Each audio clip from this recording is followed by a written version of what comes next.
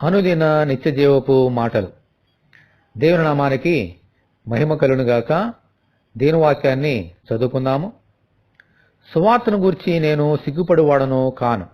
ఏలైనగా నమ్ము ప్రతివానికి, మొదట యూదునికి, గ్రీసు దేశస్థునికి కూడా రక్షణ కలుగు చేయడకు అది దేవుని శక్తి అయి ఉన్నది.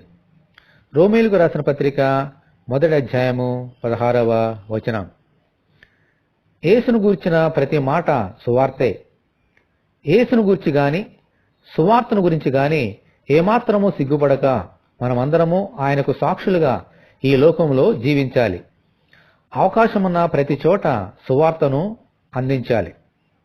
ఎందరైతే ఈ సువార్తను నమ్ముతున్నారో వారికందరికీ రక్షణ కలుగు చేయడానికి దేవుని శక్తి మనకు తోడుగా ఉంటుంది.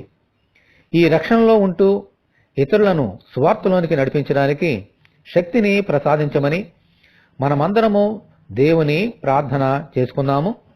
ప్రభువా, మీ కొందనాలు నాయనా, సువార్తను గురించి మేము ఏమాత్రము సిగ్గుపడక ఆ సువార్తనే నమ్ముకొని నీ రక్షణ పొందుకొని నీ శక్తిని పొందుకొని ఈ లోకంలో నశించుచున్న వారికి ఆ సువార్తను ప్రకటించినట్లుగా సహాయం దయచేయండి.